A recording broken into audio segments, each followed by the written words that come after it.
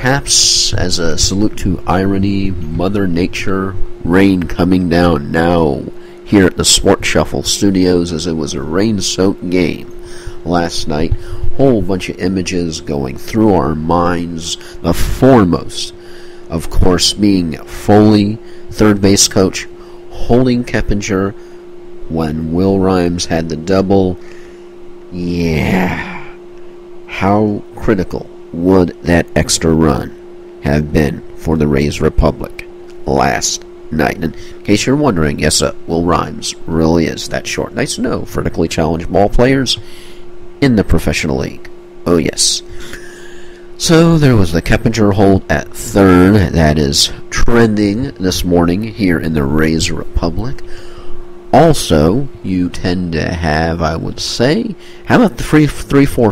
3-4-5 would definitely be trending too, as you have Penny Upton and Joyce. Yeah, 0 for 13 last night. That's not good when you have your 3-4-5 hitters go 0 for, because as much as a whole bunch of the blame could be laid on Foley holding Keppinger, folks, when you go 0 for 7 in RISP, when you don't GTMI, especially your 3-4-5, and Zorilla's doing it all, and bottom of the order's contributing more than the folks are supposed to, that's just one of those games where it's a recipe for failure, even though the Rays still played them close, played them tight, and at least had a little feeling of hope going into the ninth inning in the top of the ninth. He had a little bit of hope. It kind of waned, and especially the Carlos Pena at bat that Jim Joyce is also trending in the Rays Republic, and not for a good reason. If you look both at the Fox track and also Major League Baseball's at bat game day, you can just tell how many called strikes can you get that weren't called strikes. Somehow I don't think there'll be near as much of an outcry as when the Rays play the Red Sox, and the Red Sox had this done to them, and now that the Rays are on the receiving end, I just don't think there's going to be a whole bunch of outcry. Just don't think so. For some reason, I don't believe there will be outrage. Indeed, no, there will not be. But that's pretty much the game in a nutshell. Keppinger being held, 0 for 7 RISP. 0 for 7 RISP, 3-4-5, wah. Yeah, that pretty much sums up everything, really. Just BJ behind the plate, caught looking.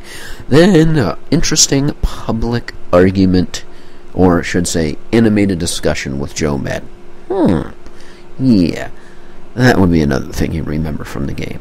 But it's over, it's done, it is now officially in the books. At least we didn't have as bad a night as the Orioles did. Woohoo! Josh Hamilton, yike. But now let's put the game summary to bed. Let's take a look, because the Rays had an interesting roster move happen after the game.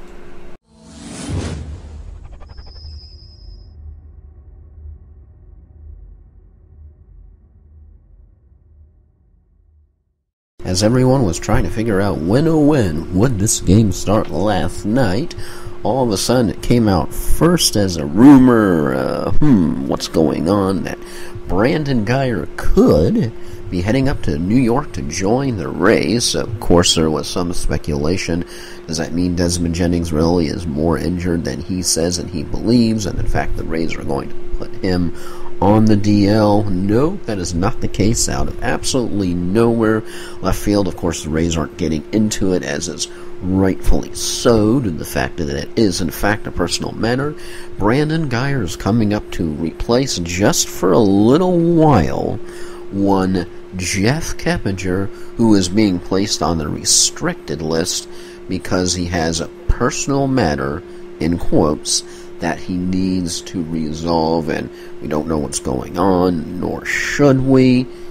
It's a personal matter. But once again, Brandon Guyer brought up from Durham, Jeff Keppinger placed on the restricted list just until he gets a personal matter settled. And it'll be interesting to see how Brandon Guyer fits in to this Rays lineup, and also on defense. Let's also take a quick look at how Durham did last night. They ended up having a doubleheader.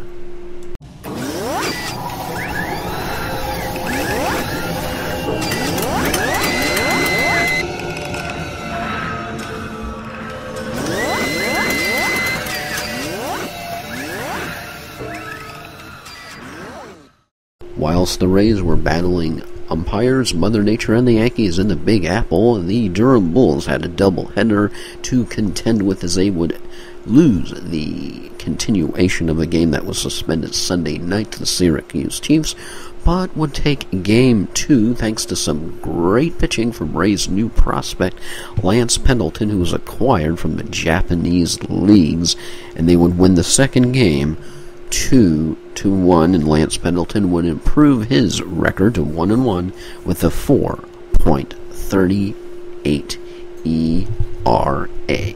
Not too shabby. So that's what's going on with the Durham Bulls as they are starting their second road trip of the year, hoping this one will be a lot better than the first road trip. Well, they've already equaled the total, I believe, of wins. Yes?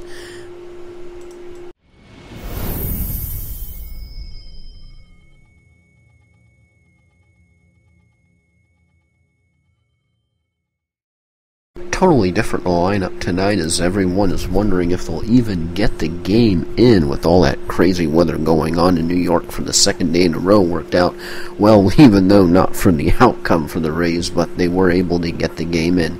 Rays lineup tonight, or another one of those crazy deals with Zobrist once again batting first, Pena batting number second, Upton third, Joyce fourth, Scott fifth, Rhymes sixth, Johnson seventh, Esrod eighth, and Chris Jimenez in the catcher at ninth, with Jeff Neiman pitching. Of course, respective positions would be Zobrist right field, Pena first base, Upton center field, Joyce left field, Scott designated hitter, Rhymes second base, Johnson in surprisingly at shortstop, Sean Rodriguez in for third base, of course, because Jeff Keppinger is on the restricted list, with Brandon Geyer not in the starting lineup, called up from Durham yesterday, but on the bench, Jimenez in the catcher, and we'll see if Jeff Neiman can have a better night than James Shield did last night.